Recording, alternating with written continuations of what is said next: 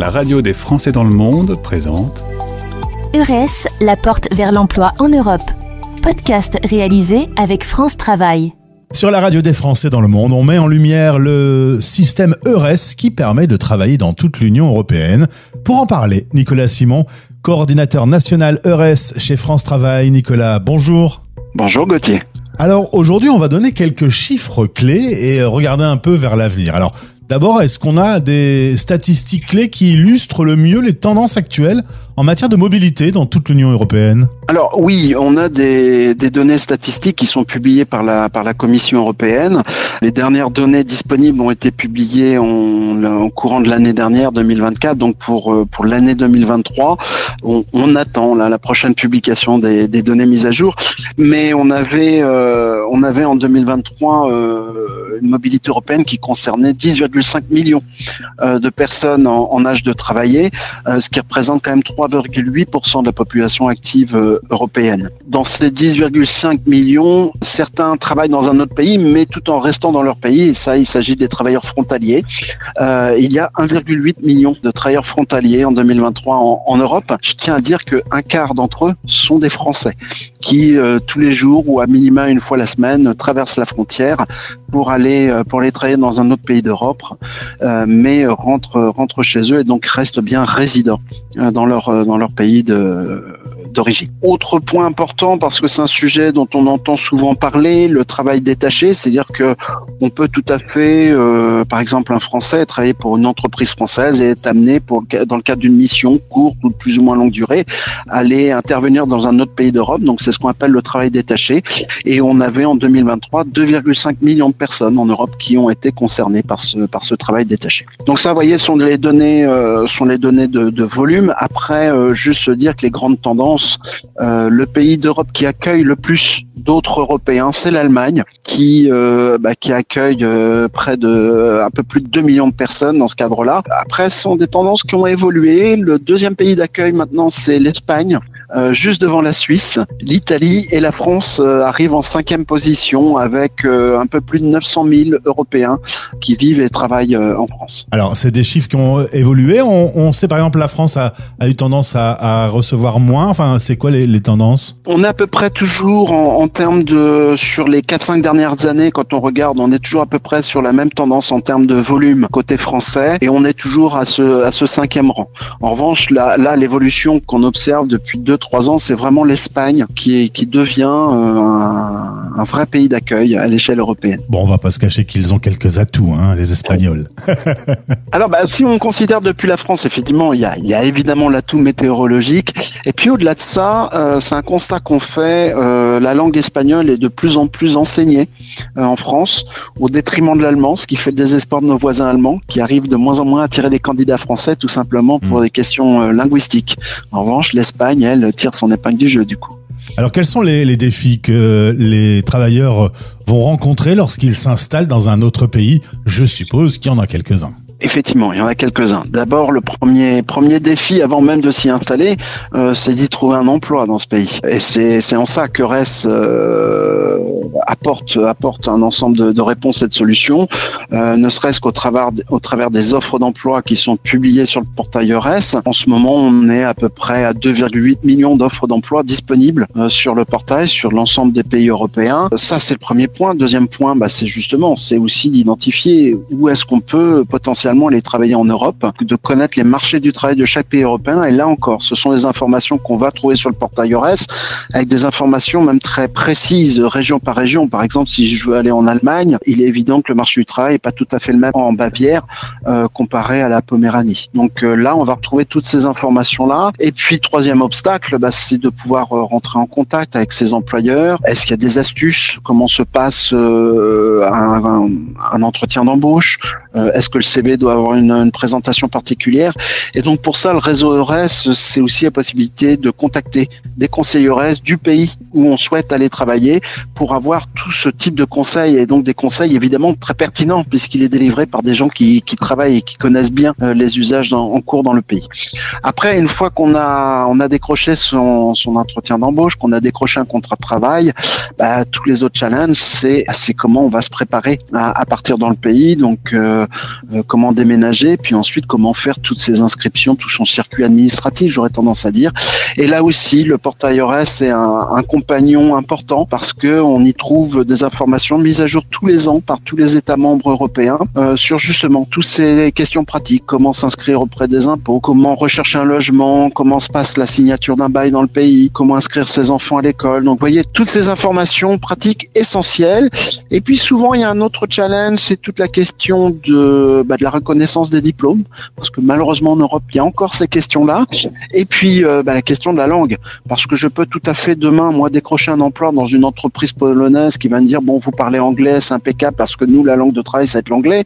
Sauf qu'après, au quotidien en Pologne, pour aller faire mes cours, pour faire mes loisirs en Pologne, forcément, à un moment, va bien falloir que j'arrive à apprendre le polonais. Et donc, ce qui est important, c'est que pour tout ça, alors, il y a à la fois le portail EURES qui permet d'avoir toutes les informations, mais après, derrière, pour déménager dans le pays, ça a un coût. Pour se déplacer pour un entretien de recrutement, ça a un coût. Pour ensuite faire reconnaître son diplôme dans certains pays, ça peut avoir un coût aussi. Et puis, pour apprendre la langue sur place, ça peut avoir un coût. Et donc là aussi, on a possibilité de demander des aides qui sont délivrées, financées par la Commission européenne.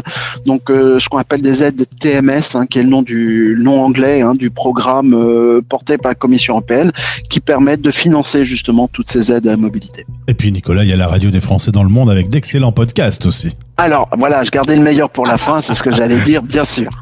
Alors, est-ce qu'on peut prendre un exemple d'une mobilité européenne réussie qui aurait été facilitée par EURES ? En fait, j'ai plein d'exemples. Alors, je vais choisir et je vais prendre deux exemples. Un exemple d'un jeune homme qui nous a contactés. Alors, avec un projet bien particulier, c'est que il devait se marier avec une Suédoise qu'il avait rencontrée à l'occasion d'un échange Erasmus+ pendant ses études. Mais donc, son projet, c'était de se marier avec une Suédoise, mais aussi de partir vivre en Suède. Si ce n'est que ce jeune homme avait un métier très particulier puisqu'il est cartographe et donc il a contacté nos équipes mobilité internationale à France Travail. Et en fait, tout de suite, nous, le réflexe a été de le mettre en contact avec les équipes EURES de la Suède. Et là, il a trouvé un conseiller EURES suédois qui a très bien compris son projet et qui a su lui trouver en fait un contrat de travail partagé entre deux communes suédoises qui avaient besoin de cartographes mais qui ne pouvaient pas employer quelqu'un à temps plein. Mais là, vraiment, nos collègues suédois se sont montrés d'une efficacité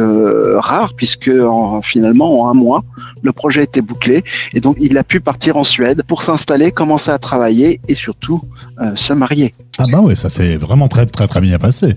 C'est un très chouette exemple, effectivement. Après, autre exemple aussi, parce que dans le cas de EURES, on accompagne les candidats, mais on accompagne aussi les employeurs. Alors, on a un employeur en France qui est très connu, qui s'appelle Disneyland Paris, et qui, de par la nature de son activité, mais aussi du public qu'il accueille sur le parc, souhaite recruter à l'échelle européenne et a besoin de candidats qui viennent des différents pays d'Europe. Et donc, on les accompagne maintenant depuis quelques années, là, dans le cadre du réseau EURES, pour faire la promotion de tous leurs événements de recrutement qu'ils vont faire dans les différentes capitales européennes. Et depuis qu'ils le font avec l'appui du réseau EURES, en fait, le nombre de candidats présents sur ces événements a très largement augmenté et surtout le nombre de bonnes candidatures a très largement augmenté, ce qui fait que grâce à l'appui du réseau EURES, maintenant, Disneyland Paris recrute 10% de son personnel dans les autres pays d'Europe. Super. Avant-dernière question pour cet épisode. Comment EURES s'assure que les services sont bien disponibles à tous ? Alors d'abord, c'est une évolution permanente du portail EURES parce que Internet, ça reste quand même l'outil numéro 1 pour l'accessibilité. Et puis surtout le développement après de synergie avec d'autres portails européens, notamment avec le portail Europass, qui est un portail qui permet d'avoir ces certifications de compétences à l'échelle européenne. Europass, c'est un réseau qui a maintenant une vingtaine d'années. Et là, on a vraiment renforcé la synergie entre EURES et Europass, ce qui permet à un candidat qui va sur le portail Europass d'avoir des outils pour l'aider à construire son CV, ses lettres de motivation. Il a directement accès aux offres d'emploi du portail EURES, aux informations du portail EURES, et il peut ainsi gérer toutes ses candidatures avec une bibliothèque de candidatures. Et donc, c'est vraiment un outil qui, en termes d'ergonomie, est très, très pratique pour les candidats. Après, j'irai au-delà de ça, c'est aussi tout le travail qu'on fait dans chaque État membre, que tous les coordinateurs nationaux font aussi pour élargir et étendre le réseau EURES dans chaque État membre. En France, nous, très longtemps, EURES était porté uniquement par le service public de l'emploi, c'est la NPE à l'époque, Pôle emploi et maintenant France Travail. Mais depuis, on l'a élargi. On a notamment l'association pour l'emploi des cadres qui a rejoint le réseau EURES. Et puis surtout, ça, j'avoue que pour moi, c'est une fierté, le réseau KIOPS Cap Emploi, qui est spécialisé dans l'accompagnement des personnes en situation de handicap.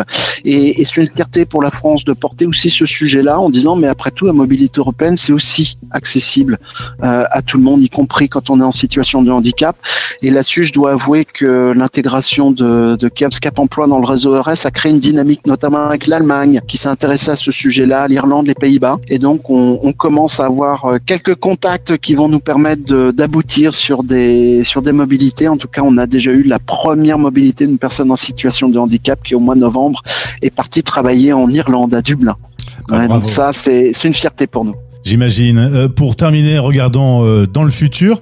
Quelles sont les tendances émergentes qui sont prévues en termes de mobilité dans les prochaines années ?